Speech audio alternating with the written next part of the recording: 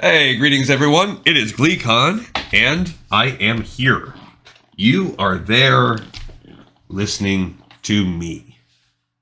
It reminds me of old Chevy Chase on Saturday Night Live. Good evening, I am GleeCon, and you're not.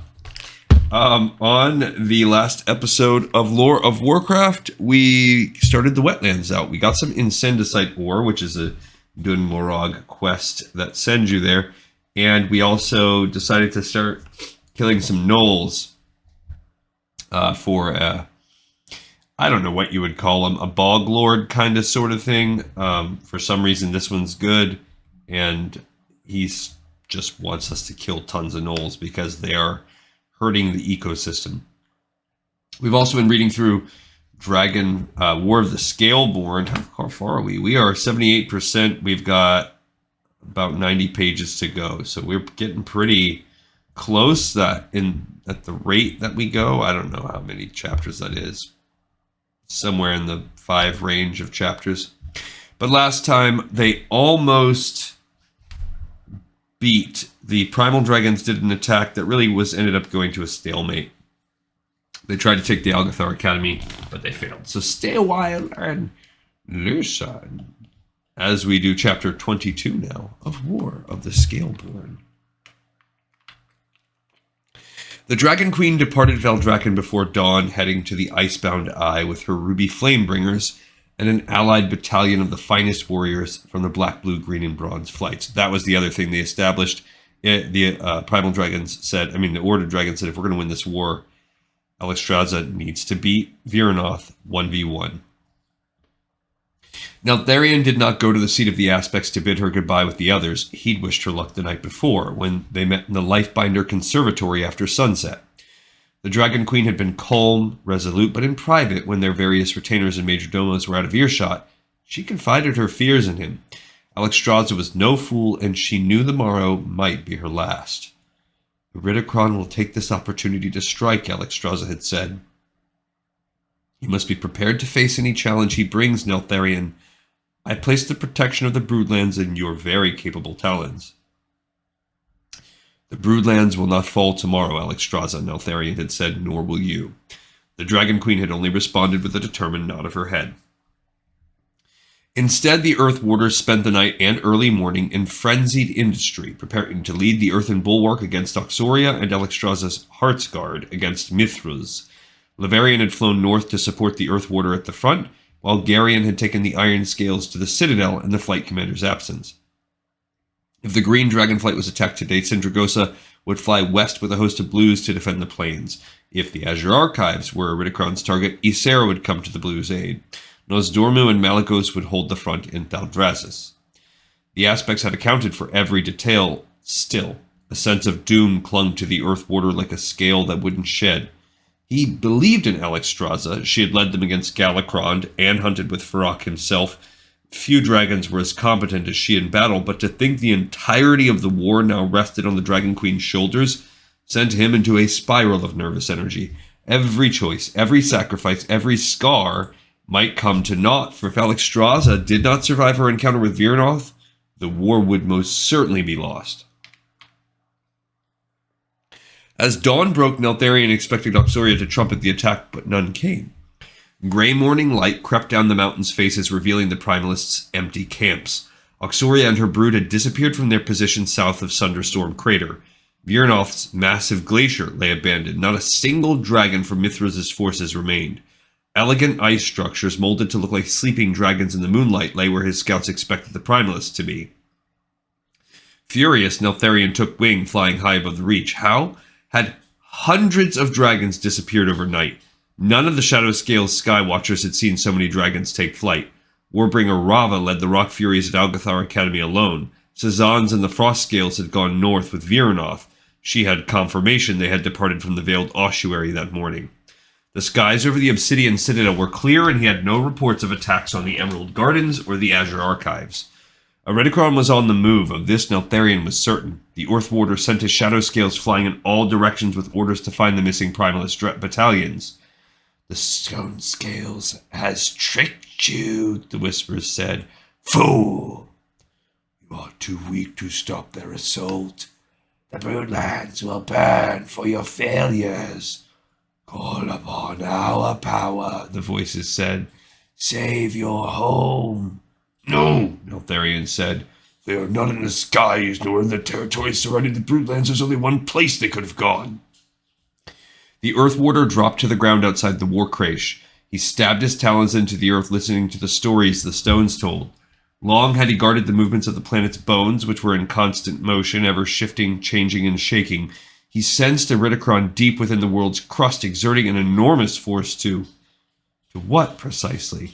Why did the stone scale seem to be holding up the very earth? Neltharion growled, pushing his talons deeper yet. Far below he sensed a tiny spark of life.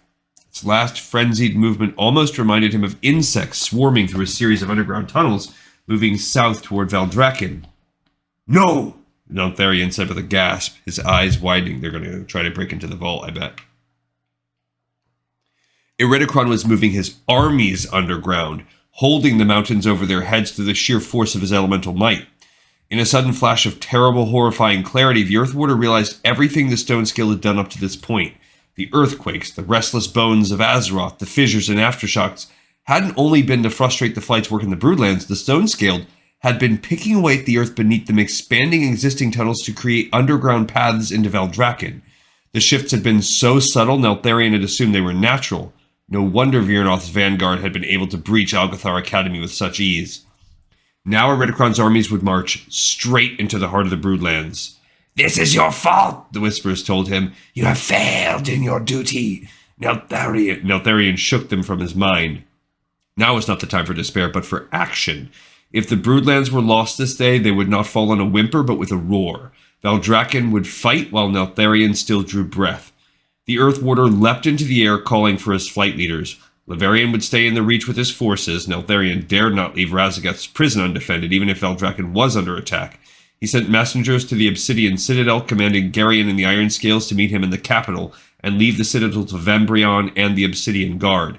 Stoltria and her Onyx Reavers would fly to Valdrakken with Neltharion, as would Bajans and the Heart's Guard of the Red Dragonflight. Neltharion sent his fastest wings to Ysera, Malygos, and Nosdormu, warning them that the enemy was about to attack from underfoot. Additional messengers were sent to the Ruby Life Pools and the leaders of the Scale Swarm in Valdrakken, warning them to prepare for an incoming attack. Ysera pledged at once to come with her verdant preservers. While Nosdormu had gone north with Alexstrasza, his Chronomagi would go south to Tyrhold under Soradormi's command, while Malygos held the Rock Furies at the Academy. Neltharion had 5 companies of dragons at his disposal: the Iron Scales, the Onyx Reavers, the Red Dragonflight's Heart's Guard, the Bronze's Chronomagi, and the Green's Verdant Preservers. All told, he had 2 aspects, roughly 600 dragons and 1,000 Scale Sworn. He could not know how many dragons now swarmed under their feet, but he had to assume Iridicron would come in force. By wing and by talon, the 5 flights would fight to the last. Valdrakken would not fall that day. Alexstrasza arrived at the Icebound Eye at midday. She landed on one of the sinkhole's sharp, icy outcroppings, marveling at its fierce beauty. The eye dropped more than 100 wing lengths into the ground. Tall mountainous peaks formed a ring around its edge. Fine spears studded its frosted walls, bristling like the gullet of a deep-sea fish. Air currents whirled through the sinkhole fast enough to dash a full-grown dragon against its glittering teeth. As the wind blew, a great howl echoed from the depths, sending a shiver through her scales. The rules of engagement for the day were simple. Alexstrasza and Virnoth would duel over the Icebound Eye alone. While their forces would be present to prevent any treachery, interference from an outside party would constitute an immediate loss for the offending side. Both Aspect and Incarnate had agreed to these rules, and yet neither side trusted their opponent to keep them, perhaps because both sides intended to break those rules should they look close to losing.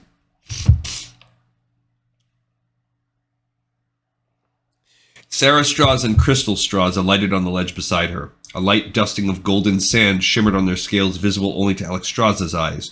Nosdormu had imbued her with the sands of time before they left Valdrakken, which telegraphed the next movement of any living creature. All the living world shimmered, ever moving. The bronze aspect had taken refuge in a nearby cave, providing a stabilizing support for the spell. The bronzes in the skies amplified his reach. "Take care, Alexstrasza," Nosdormu had said. You must stay within range of my bronzes, else we may lose control of the spell. Given the size of the icebound eye, that seemed like a distinct possibility. It would not surprise Alexstrasza to learn the Frozen Heart had chosen this location for that very reason, to ensure the Lifebinder would be within sight of her flights but not within range of magical aid. The Primalists appeared on the horizon in a shimmer of gold. I do not like this, Crystal Straws said, curling his lip as he gazed into the abyss. This place gives the Frozen Heart a near endless font of power, my queen. Her abilities will be on par with yours, or nearly so. Sarah Straws shook his head, taking a step back from the ledge. Please, my queen, do not risk your life like this. Were we to quit this place now, no one would call you a coward. I will not turn back, Alexstrasza lifted her head and squared her shoulders.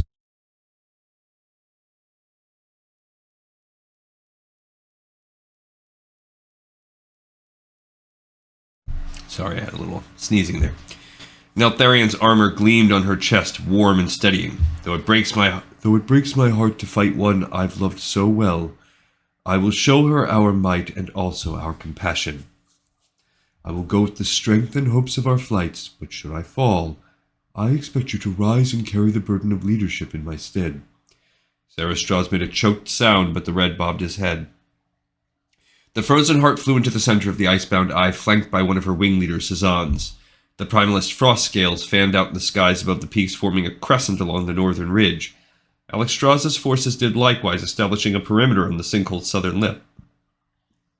It is time. Alexstrasza launched herself in the air, pausing only briefly to look at her flight. How beautiful they looked with Nosdormu's sands swirling around their wings. They had achieved so much more than she ever dreamed possible, and today every single hope, every single heart would fly with her. Neltharian's armor shielded her chest, back, and wing fingers, providing protection and the warmth of home. Ysera's own golden vines adorned her forelegs, infusing Alexstrasza with a constant pulse of healing magic. Malagos had shielded her wings and scales from the frost, allowing her to fly through Viranoth's fiercest chill. Alexstrasza's gaze locked with Tyrannostraz's. He gave her a deep nod, almost a bow. The old worm hadn't questioned her when she told him of this plan, but rested his forehead on hers and released a quiet sigh. He understood, even if he feared for her life. Stay with them, Sarah Straws, she said to her majordomo. Should anything happen to me, you must lead them to safety. A flicker of grief passed over the majordomo's features, but he made no further protest. He closed his eyes and bowed his head, whispering, Titans be with you, my queen. And with you, she said to him. With a nod to Crystal Straws, Alexstrasza left the safety of the mountain peaks. They halted 10 wing lengths before Viranoth and Cezanne's, hovering over the great pit. The temperature around Viranoth plummeted. Alexstrasza's own life force surged in response, her heart beat a little faster, carrying heat to her muscles. The Frozen Heart's hatred for her ran so much colder than the frigid air around them. Long ago, Alexstrasza had sensed an aching loneliness in Viranoth, one that left an empty void in her heart. How her vitriol must have festered in her glacier at the Reach, ever fed by a Ridicron who only sought Viranoth for her power. Her losses fueled her fury too. Her warriors, her fellow incarnates, all the way back to Alexstrasza and the advent of Order magic. Alexstrasza's first transgression had been sanctioning the removal of primal dragon eggs from the Dragon Wilds, but her second was abandoning her oldest and dearest friend. Today she meant to account for her mistakes. Viranoth, Alexstrasza said by way of greeting, careful not to look at the sands dancing around the incarnate's form. Alexstrasza, Viranoth replied. Alexstrasza had never heard the incarnate's voice sound so cold before. The Lifebinder reached for her friend's heart, but she found it encased in ice, untouchable. Not even the warmth of Alexstrasza's deep love for her oldest friend could break such a barrier. If she could not melt Viranoth's enmity, perhaps she could crack it. Long ago you wished for peace as much as I did, Alexstrasza said. Surely you must see the folly of this war by now. The time for words is past, Viranoth said. All you do is delay your own demise. I will strike you from the skies this day, though I will take no joy in the act. While the incarnates are mighty, you will still be hard-pressed to meet an aspect alone on the field, Alexstrasza replied. Which is why I ask you again, as my oldest friend, let us put aside our differences and work toward a better future for all our kind. You know I cannot do that, Viranoth replied, lifting her voice. After all you and your kind have done, how could I ever trust you again? You would drive the primals into extinction if we let you. No, there was room for all in the Broodlands. Our holdings, our knowledge were open to any who sought it. You know that. I would never seek to drive this wedge between our people, Alexstrasza said. I fight because Razakath slaughtered mortals and Terrasek for 50 summers, because she flew on the Reach and murdered my kind for naught but her own amusement. I cannot leave these crimes unanswered, Viranoth. Crimes? The Incarnate shrieked. You want to speak of crimes, Alexstrasza? Your orders would have had your Titan abominations take eggs from my own clutch. There is nothing you can say that could possibly absolve you of such an act. You who call yourself Life Binder and who raise our young in your pools. Your drakes had a right to know the faces of their parents, but you stole that from them.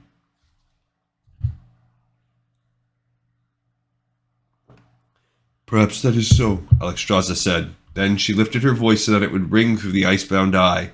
But hear me now. After watching centuries of primalist cruelty, I do not regret saving those whelps from the wilds.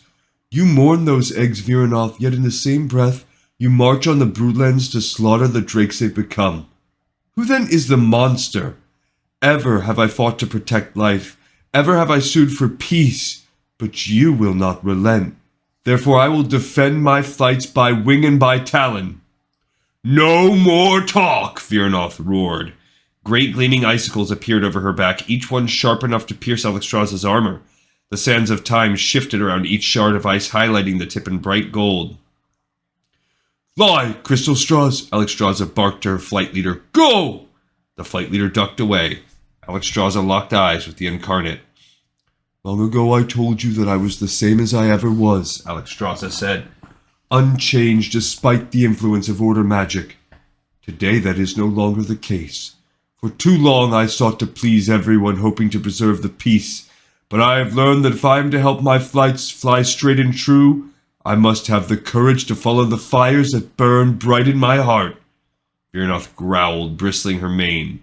Lifting her voice, she proclaimed, I am Alexstrasza, Lifebinder and Queen of the 5 Dragonflights of Azeroth, Blessed of Aenar and Defender of all living. Her eyes blazed with crimson flames.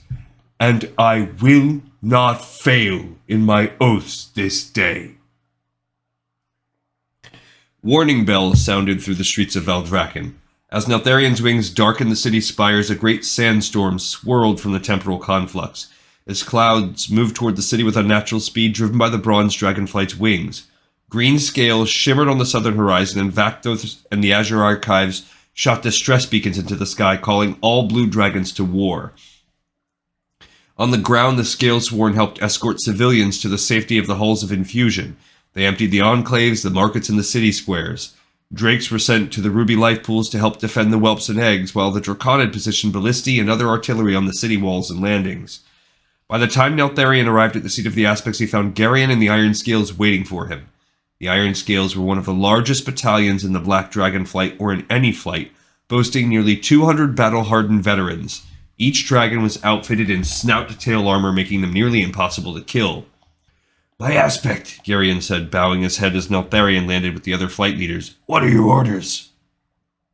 The Iron Scales will be with me, Neltharion said. Once we know where the Primalists' egress points will be, we will establish our front line and strike them down as they crawl out of their holes. Neltharion looked at Bajans next.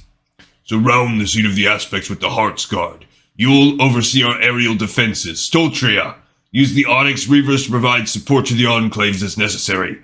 Ugnion and the Shadow Scales will relay information on the Primalist movements, and Captain Drine and her Scale Swarm will provide support from the ground.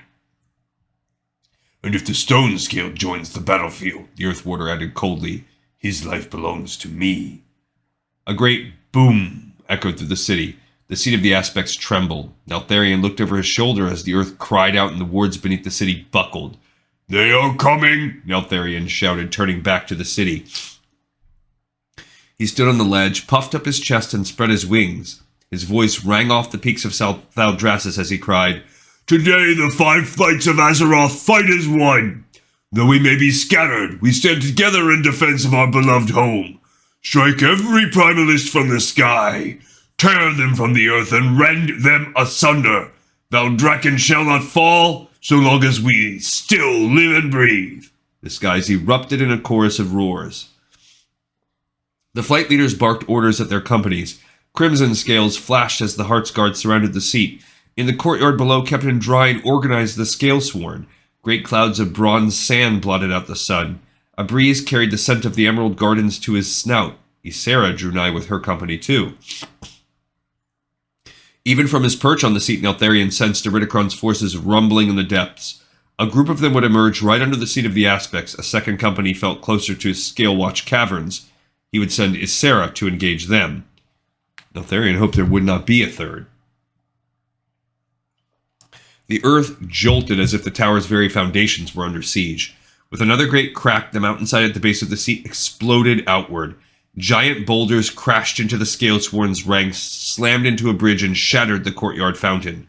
Primalists, Magma Talons, and Rock Furies both poured from the wound in the mountainside. Captain Drine shouted orders at the Scalesworn, and they reformed their ranks and made a wall of shields. The Primalists surged forward. Neltharion's blood ran hot. After all these years, he still loved to fight. "Iron Scales with me!" he cried, pressing his wings to his back and diving off the seat. The plunge was a breathless one. The Earth Warder opened his wings at the last second, not to break his fall, but to change his orientation in the air. He crashed into the Primalists in the courtyard, crushing 5 dragons underfoot and sending a shockwave into the ground. He destabilized the dragons who rushed toward him. Several stumbled. He spun, slamming the heavy barbed end of his tail into a pack and shattering their bones. Howls of pain stirred his bloodlust. Several half-crushed dragons tried to scramble to safety, but the Scalesworn stepped in, driving their blades between the dragon's scales. How dare they challenge a dragon aspect? How dare they think they could take Valdrakken? "Insects!" Neltharion snapped, leaping toward the shattered mountain and tearing the Primalists from its flank. On the other side of the river, a second fissure opened and spewed more Primalists into the city. Garion fell on them with the iron scales, not allowing a single dragon to take wing. The iron scales split as a third fissure opened, then again for the fourth, adjusting their ranks with precision and skill. Another tremor shook the city, shearing away the earth near Scalewatch Caverns. The violence of the act was so visceral it rattled Neltharion's bones and teeth. He snarled, flaring his nostrils. He would tear them all apart for desecrating the earth beneath Valdrakken. "Garion!" he shouted, crushing a magmaween's skull under his foot. "Take half your iron scales and collapse the northern fissures. I will lead the forces here."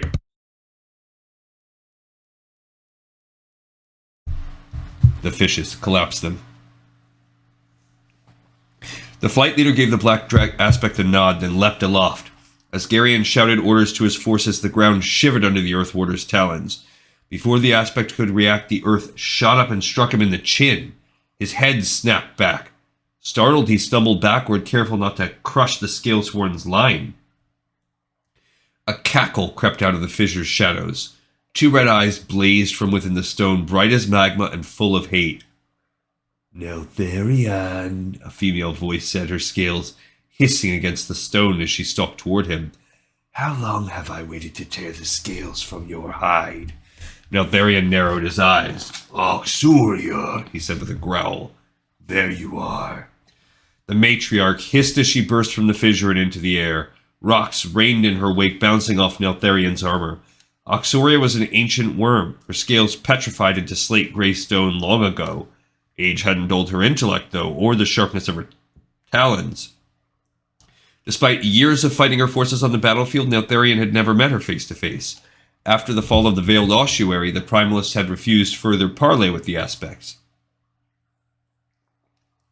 "You have caused my brood far too much grief and heartache," Oxuria said, bristling the stony scales around her shoulders.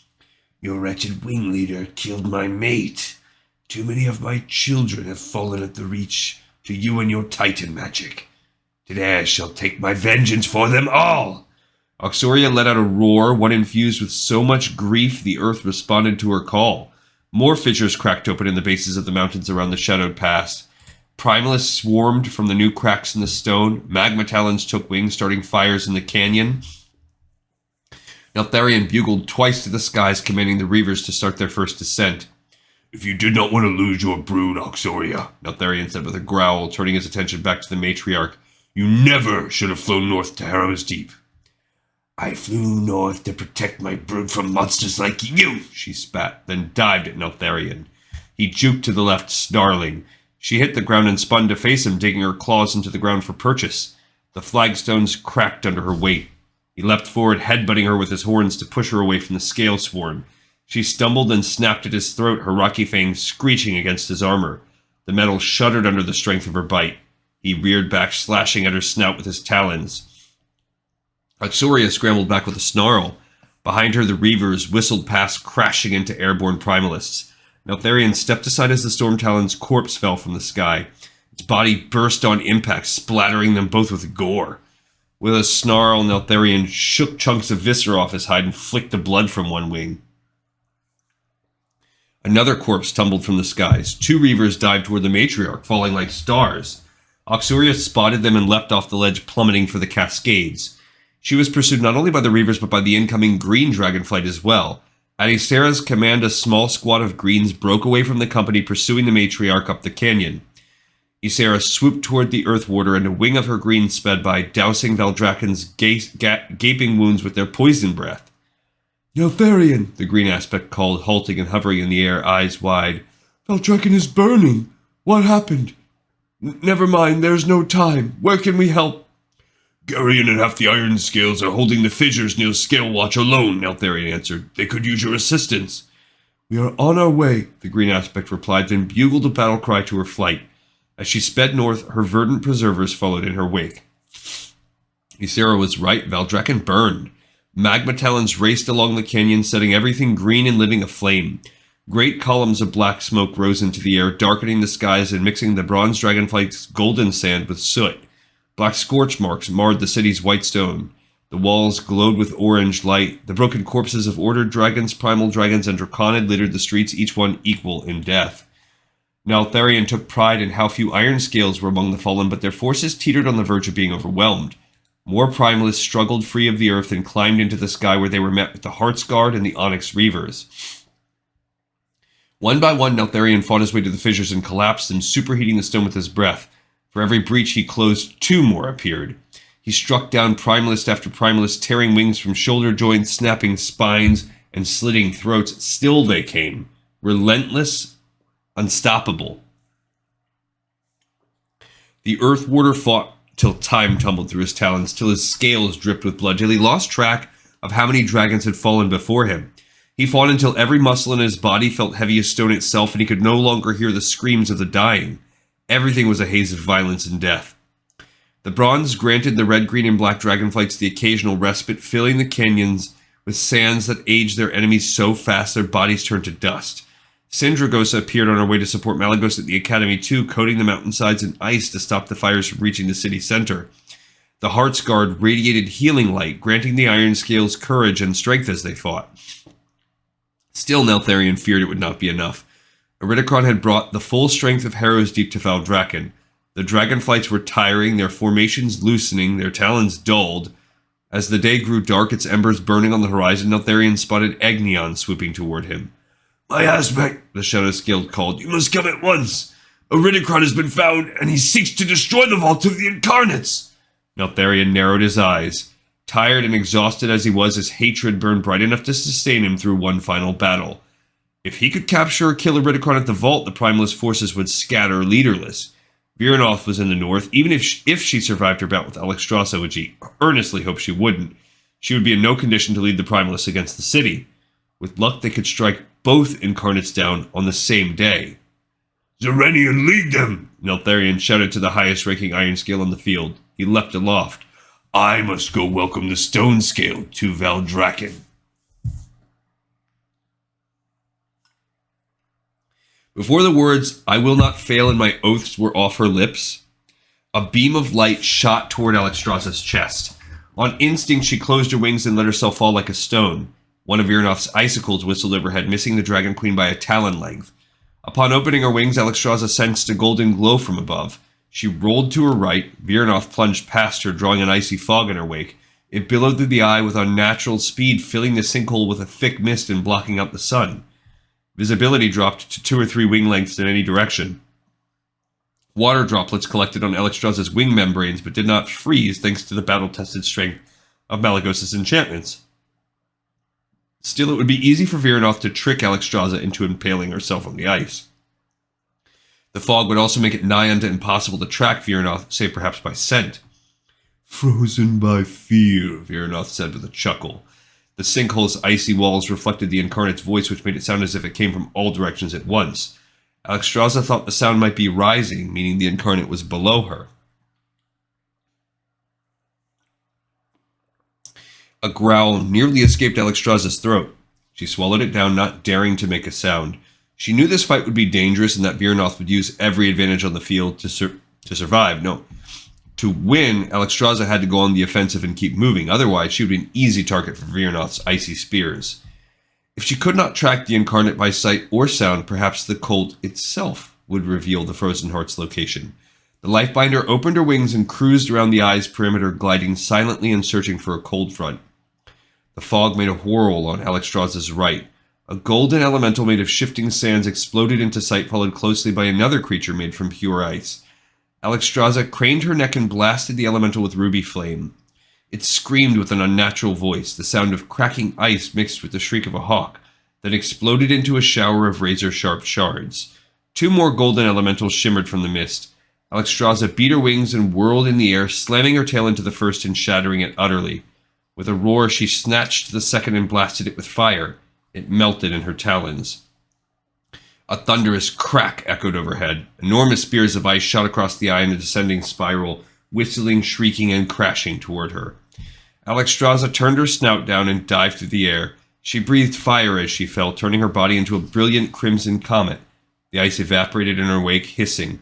She plummeted through the eye, searing, so hot she blunted the icy spines on the walls. The heat from her body blasted the fog back, revealing a shimmer of sand below.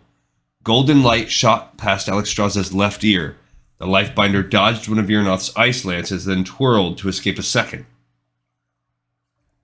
There. Alexstrasza spotted a flash of golden wing. She dropped onto Viranoth with a snarl, then sank her flaming talons into the Incarnate's back. Her attack glanced off Viranoth's icy scales. Growling, the Incarnate twisted, shaking Alexstrasza off. "I do not wish to harm you, Viranoth," Alexstrasza said, beating her wings to gain altitude. "Despite our differences, despite all the pain we have caused each other, I would still prefer peace to violence." "There can be no peace until one of us is dead," Viranoth hissed. The sands of time shifted left a heartbeat before the Frozen Heart did. Alexstrasza followed them, swooping after Viranoth as the Incarnate tried to take cover in the mists. Viranoth's golden apparition banked hard to the right. Alexstrasza shifted her wings and shot after it, narrowly missing the sharp spikes that reared from the fog. Drawing in a deep boiling breath, Alexstrasza launched a column of flame at Viranoth. The Incarnate strafed through the fire, her icy scales sizzling as they melted in the heat.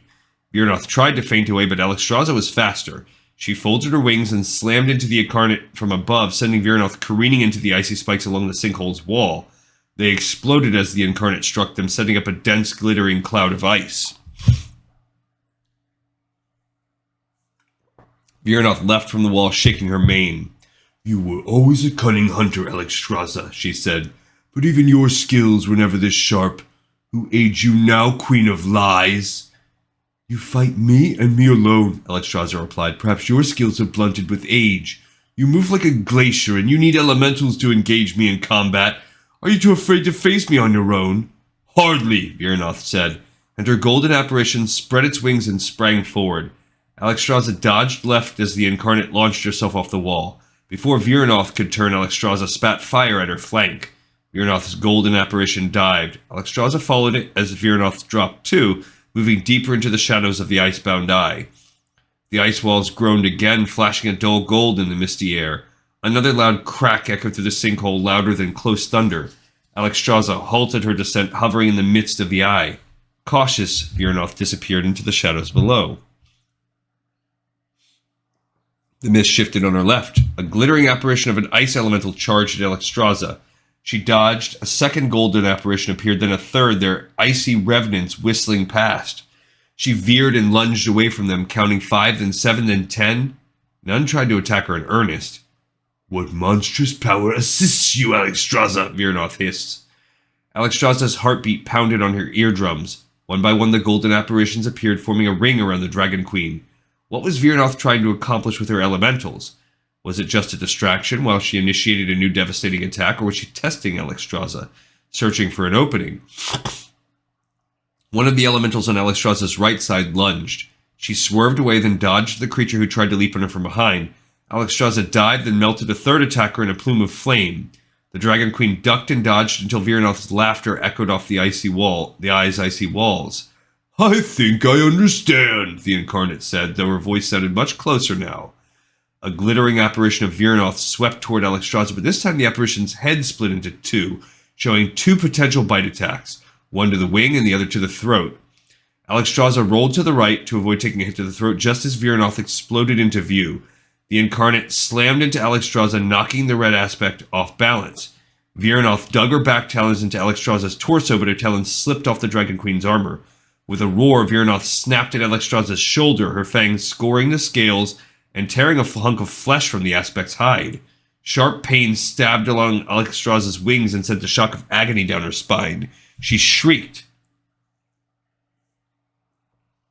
"Why didn't you keep your promise to me?" Virnoth asked, grief suddenly so naked in her voice, so bare. She pulled Alexstrasza closer. "Why was your promise to the Keeper so much more important to you?" "I am Queen Virnoth," Alexstrasza said through a haze of pain. "It was not order that changed me, but duty. I had to protect my kind." "Even as mine paid dearly," Virnoth shrieked. "You cast me aside and now seek to destroy the kinship I have found with others. I will not allow it, Alexstrasza. You will not take this from me too." "Virnoth," Alexstrasza said with a gasp. The two plummeted through the eye in a whirlwind of golden sands, icy mist, and crimson fire. Virnoth hooked her back talons into the gaps in Alexstrasza's armor, driving the red aspect toward the cavern's walls with dizzying speed. Desperate to get away from Virnoth and the pain, Alexstrasza used the strength in her back to flip over. Virnoth's talons carved deep scores into Alexstrasza's flank as she turned, then caught on the edge of her breastplate. The pain nearly knocked Alexstrasza senseless, but Ysera's vines sent a pulse of healing magic into her body. With a wince, the Dragon Queen drew as much air into her lungs as she could, and spat fire into Virnoth's face.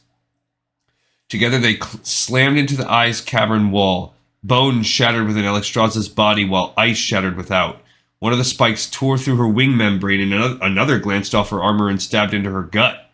With a furious roar, Virnoth leapt away. In a haze of pain, Alexstrasza slid off the wall and tumbled into the darkness. She fell for a heartbeat. She fell for an eternity. Alexstrasza struck the eye's cold floor and did not move again.